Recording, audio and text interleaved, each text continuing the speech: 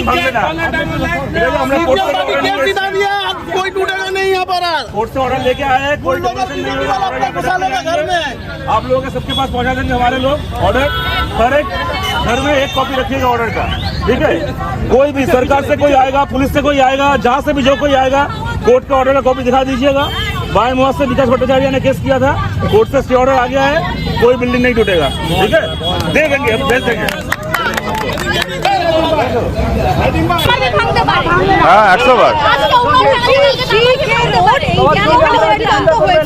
সেই বিল্ডিং এর ঠিক উল্টো দিকে বহুতলে নির্মাণের কাজ চলছিল।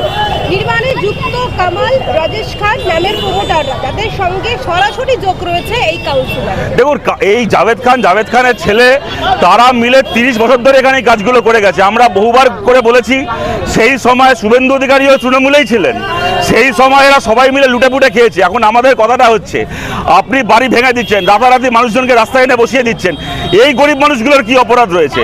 আজকে আপনি গড়িয়াতে একটা ঘড়ির ওই টাওয়ার ভেঙেছেন, কোথাও একটা স্ট্যাচু বানানো আছে, সেটাকে সঙ্গে সঙ্গে বুলডোজার নিয়ে গিয়ে ভাঙছেন, তার একটা মানে আছে। তার সাথে কোনো মানুষের আজকে বাঁচা মরা জীবন জীবিকার প্রশ্ন নেই সেখানে। কিন্তু যেখানে মানুষ বসবাস করে, রাতারাতি বাচ্চা কাচ্চা নিয়ে কোথায় গিয়ে বসবে? কোনো নোটিশ দিচ্ছেন না, কোনো পুনর্বাসন দিচ্ছেন না, এই গরিব মানুষগুলো যাবে কোথায়? আর দেখুন, আজকে তো সব দোষ এই গরিব মানুষগুলোকে দিয়ে লাভ নেই। গত 15 বছর ধরে, 20 বছর ধরে তো কলকাতা চলেছে এইভাবে, তৃণমূল সরকারের আমলে, তার আগে যখন তৃণমূলের কর্পোরেশন ছিল, চলেছে এইভাবে। এই মানুষগুলোকে এনে বিক্রি করে সে প্রমোটার তো তার মতো করে টাকা ইনকাম করে চলে গেছে। তার কাছ থেকে জাভেদ খান, ফৈয়াজ খান, জাভেদ খানের বউ যখন এখানকার কাউন্সিলর ছিল, তাদের যা টাকা খাবার তারা টাকা খেয়ে হজম করে গেছে। মাঝখান থেকে তারা তখন সেই টাকাগুলোকে নিয়ে ওদের চার পুরুষ ফুর্তি করবে, মাঝখান থেকে গরিব মানুষগুলো পদে বসবে।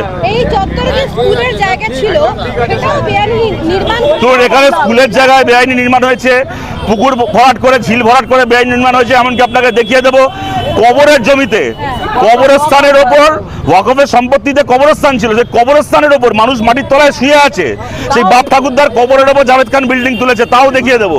কিন্তু আজকে প্রশ্নটা হচ্ছে, এখানে এই যে মানুষগুলোকে চারপাশে দেখছেন, ছোট ছোট বাচ্চাগুলো, কোলের বাচ্চা, তাদেরকে মাঝরাত্রিবেলা বাড়ি থেকে বার করে এনে যদি বিল্ডিংটা ভেঙে ফেলা হয়, আমি বারবার করে বলছি, এদের দোষটা কোথায়? যারা টাকাটা চুরি করেছে, কোটি কোটি টাকা সম্পত্তি বানিয়েছে। জাভেদ খান এই টাকা দিয়ে ওর ছেলের জন্য অস্ট্রেলিয়ায় ফ্ল্যাট কিনেছে, ওর ছেলে তো কালকে টাকা কামিয়ে অস্ট্রেলিয়া চলে যাবে, আর এই গরিব মানুষগুলো কোথায় যাবে? সুতরাং আমরা আজকে বিকাশ ভট্টাচার্য আদালতে অ্যাপিল করেছিলেন, কলকাতা হাইকোর্টের কাছে আমরা কৃতজ্ঞ, তারা রায় দিয়েছেন। স্টে অর্ডার, এই তপসিয়াতে যাবতীয় ডেমোলিশনের ওপর এই স্টে অর্ডার আনা হয়েছে। আমাদের পরিষ্কার বক্তব্য, মানুষকে পুনর্বাসন না দিয়ে, মানুষকে ক্ষতিপূরণ না দিয়ে এরকমভাবে এগুলো করা যাবে না। জাভেদ খানের এই পাপের সাম্রাজ্যের বিরোধিতা আমরা সবচেয়ে বেশিবার করেছি। এটা করতে গিয়ে এই তপসিয়া আমাদেরকে বারবার মার খেতে হয়েছে, রক্তাক্ত হতে হয়েছে, আমার ওপর হামলা হয়েছে, এখানে দীপুদির ওপর হামলা হয়েছে, এখানে আমাদের অনেককে এখানে দেখছেন, যারা এখানে মাসের পর মাস, বছরের পর বছর বাড়ি ছাড়া হয়ে থাকে, সেখানে আমাদের অনেক কমরেডরা রয়েছেন। কিন্তু জাভেদ খান যে অপরাধ করেছে, জাভেদ খানের ছেলে যে অপরাধ করেছে, তার শাস্তি এখানকার সাধারণ মানুষ পেতে পারে না। তাদের বিরুদ্ধে ব্যবস্থা নিন। আর কর্পোরেশনের যে ইঞ্জিনিয়ারগুলো, তারা কি তাদের চোখে নেওয়া হয়েছিল? তাদের চোখের সামনে বছরের পর বছর এই বিল্ডিংগুলো তৈরি হয়নি? তারা প্রত্যেকে টাকা খেয়েছে। থানার এখানকার, আমি বলছি, দাবি করছি, আমরা গত 15 বছরে তিলজলা থানায় কোন কোন ওসির পোস্টিং হয়েছিল, সবাই আজকে যে যেখানে থেকে থাক, আজকে যে থানায় থেকে থাক, তিলজলা থানায়, পাশে তপসিয়া থানায়, ওদিকে এন্টালি থানায়, এই তপসিয়া এলাকা যে থানা এলাকার মধ্যে আছে, গত 15 বছরে, 20 বছরে যে থানার ওসি পয়সা খেয়েছে এই প্রমোটারগুলোর কাছ থেকে, এই রাজেশ ফাজেশদের কাছ থেকে, যারা যারা পয়সা খেয়েছে, তাদেরকে তদন্তের আওতায় আনা হোক। সেই ওসিগুলোর বিরুদ্ধে ব্যবস্থা নেওয়া হোক। কলকাতা কর্পোরেশনের সেই ইঞ্জিনিয়ারগুলোর বিরুদ্ধে ব্যবস্থা নেওয়া হোক। এই সমস্ত কাউন্সিলর, মেয়রিং কাউন্সিল যারা থেকেছে গত 15 বছরে, তাদের বিরুদ্ধে ব্যবস্থা নেওয়া হোক। তাদের পাপের শাস্তি যেন এই মানুষগুলো না পান, তাই এই অ্যাপিল নিয়ে আমরা কোর্টে গেছিলাম। আমরা কোর্টের কাছে কৃতজ্ঞ, তারা এই অর্ডার দিয়েছেন এবং সবাইকে এখানে বলছি, এই অর্ডারের কপি আমরা এখানে দিয়ে যাচ্ছি। আপনারা নিজেদের মধ্যে জেরক্স করে নেবেন। প্রত্যেক বাড়িতে একটা করে कॉपी रखबेन। हर एक घर में एक एक कॉपी रखिएगा इस ऑर्डर का। कोई भी आए, कॉर्पोरेशन से आए, पुलिस से आए, जहां से भी आए, कोई भी आए, आप एक कॉपी दिखा दीजिएगा। कोर्ट ने बता दिया है, कोर्ट बोले दिए মানুষকে এরকমভাবে রাতারাতি ঘর থেকে বাইরে বার করে ডেমোলিশন করা যাবে না।